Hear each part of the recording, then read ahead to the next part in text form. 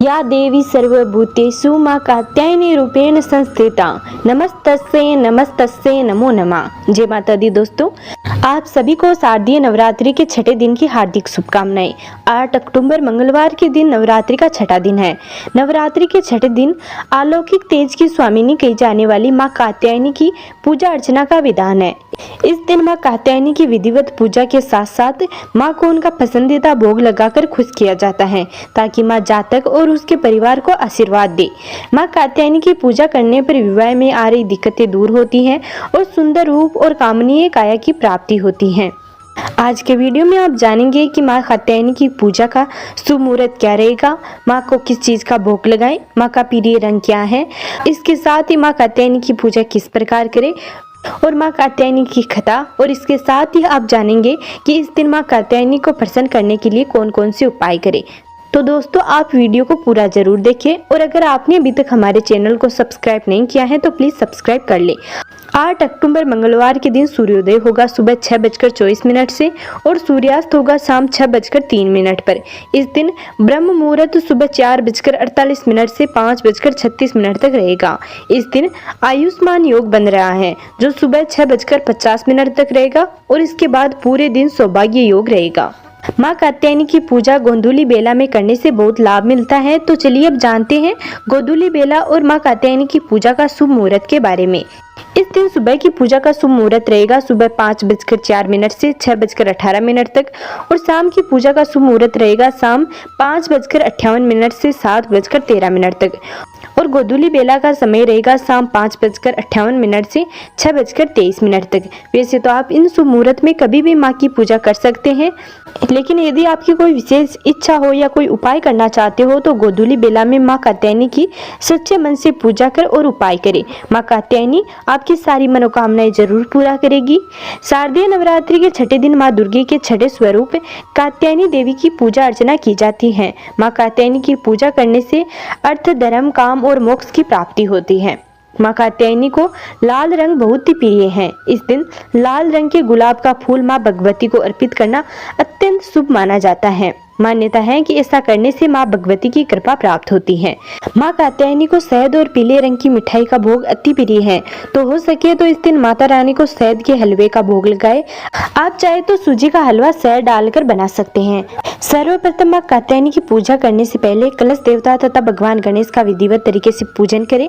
भगवान गणेश को फूल, अक्षत, रोली, चंदन अर्पित कर उन्हें दूध, दही, शक्कर, मधु से स्नान कराएं। देवी को अर्पित किए जाने वाले प्रसाद को पहले भगवान गणेश को भी भोग लगाएं। प्रसाद के पश्चात आचमन और फिर पान सुपारी भेंट करें। फिर कलश देवता का पूजन करने के बाद नगर देवता, ग्राम देवता की पूजा करें। इन सब की पूजा करने के बाद ही मां कात्यायनी का पूजन शुरू करें। इसके लिए सबसे पहले अपने हाथ में एक फूल लेकर मां कात्यायनी का ध्यान करें। इसके बाद मां कात्यायनी को पंचोपचार पूजन करें। उन्हें लाल फूल, अक्षत, कुमकुम और सिंदूर अर्पित करें।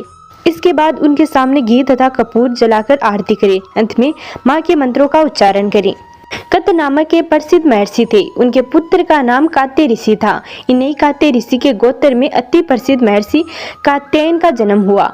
महर्षि कात्यायन मां ब्रह्मा के परम भक्त थे। महर्षि कात्यायन की प्रबल इच्छा थी कि मां भगवती उनके घर पुत्री के रूप में जन्म ले। मां ब्रह्मा की उपासना करते हुए उन्होंने बहुत वर्षों तक कठोर तपस्या की। मां भगवती ने उनकी तपस्या से प्रसन्न होकर महर्षि कात्यायन के घर में जन्म लेना स्वीकार कर लिया। आश्विन कृष्ण चतुर्थी को ये महर्षि कात्यायन की पुत्री के रूप में माताजी का जन्म हुआ। जन्म के उपरांत कात्यायन ऋषि ने माता आदि शक्ति की विधिवत पूजा का आयोजन किया।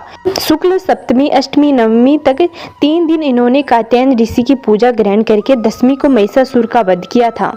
महिषासुर का वध करने के पश्चात समस्त देव मानव लोकों में मां दुर्गा की जय जयकार होने लगी। कात्यायन ऋषि की पुत्री होने के कारण ये माताजी कात्यायनी नाम से विख्यात हुई। दूसरी कथा के अनुसार जब दानव महिषासुर का अत्याचार पृथ्वी पर बढ़ गया तब भगवान ब्रह्मा, विष्णु, महेश तीनों ने अपने अपने तेज का अंश देकर महिषासुर के विनाश के लिए एक देवी को उत्पन्न किया।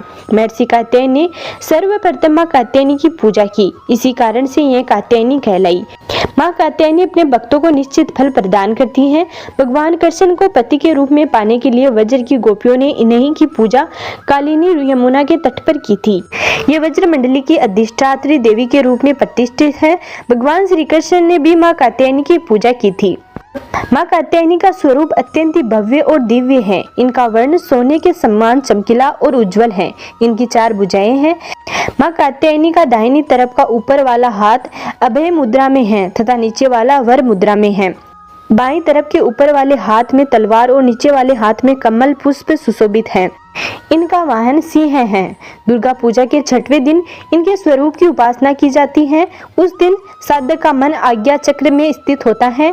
योग साधना इस आज्ञा चक्र का अत्यंत महत्वपूर्ण स्थान है। इस चक्र में स्थित मन वाला साधक माँ कात्यायनी के चरणों में अपना सर्वस्व निवेदित कर देता है। परिपूर्ण आत्मदान करने वाले इस भक्त को सहज भाव से माँ कात्यायनी के दर्शन प्राप्त होते हैं। माँ कात्यायनी की भक्ति और उपासना द्वारा मनुष्य को बड़ी सरलता से अर्थ, धर्म, काम, मोक्ष चारों लोक की प्राप्ति होती है। वह इस लोक में स्थिर रहकर भी अलौकिक तेज और प्रभाव से युक्त होता है। उसके रोग, शोक, संताप, भय तथा सर्वदा विनिष्ट हो जाते हैं। जन्म जन्मांतर के पापों को विनिष्ट करने के लिए माँ की उपासना से अधिक सुगम और सरल मार्ग दूसरा नहीं है। इनका उपासक निरंतर इनके सानिध्य में रहकर परम पद का अधिकारी बन जाता है। अतः हमें अति दयालु माँ के शरणागत होकर उनकी पूजा उपासना के लिए तत्पर होना चाहिए। इस दिन माँ कात्यायनी को प्रसन्न करने के लिए आप कुछ खास उपाय जरूर करें। विवाह में आ रही रुकावटों को दूर करने के लिए आज का दिन उत्तम माना जाता है। नवरात्रि के 6ठे दिन शाम के समय में विधि पूर्वक माँ कात्यायनी की पूजा अर्चना करनी चाहिए। इस दिन पूजा में हल्दी की 3 गांठ चढ़ाए। इसके बाद माता रानी से सुयोग्य वर तथा वधु की कामना करें। इससे मनोकामनाएं जल्दी पूरी होती हैं। नवरात्रि के 6ठे दिन छोटी कन्याओं को घर पर बुलाकर उन्हें खिलौना या उनके मनपसंद की चीजें से माँ दुर्गा प्रसन्न होती है। माता रानी की कृपा से घर में खुशहाली आती है। नवरात्रि के 6ठे दिन 11 पान के पत्तों पर हल्दी लगाकर इसे माँ कात्यायनी को एक एक करके अर्पित करते जाए। ऐसा करने से जल्दी विवाह के योग बनने लगते हैं। अगर आप आर्थिक तंगी से छुटकारा पाना चाहते हैं तो नवरात्रि के 6ठे दिन पान के 5 पत्ते ले और इन्हें साफ कर ले। इन पत्तों पर माँ दुर्गा के बीज मंत्र लिखकर माँ के चरणों में अर्पित कर दे। इन पत्तों को लाल रंग के साफ कपड़े में बांधकर अपनी तिजोरी में रख ले और अगले दिन इन्हें जल में प्रवाहित कर दे।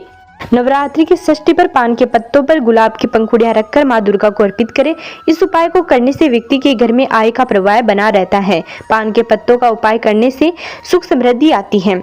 अगर पति पत्नी के बीच अक्सर क्लेश रहता है तो नवरात्रि की षष्ठी तिथि पर पान के पत्ते पर केसर रखकर माँ दुर्गा को अर्पित कर दे। इसके बाद इसे प्रसाद के रूप में परिवार के सभी लोगों में वितरित कर दे। इससे पति पत्नी के बीच में संबंध मधुर होते हैं। आज के वीडियो में बस इतना ही। अगर आपको इसके बारे में और अधिक जानकारी चाहिए तो हमें कमेंट करके जरूर बताएं। मिलते हैं अगले वीडियो में, तब तक नमस्कार।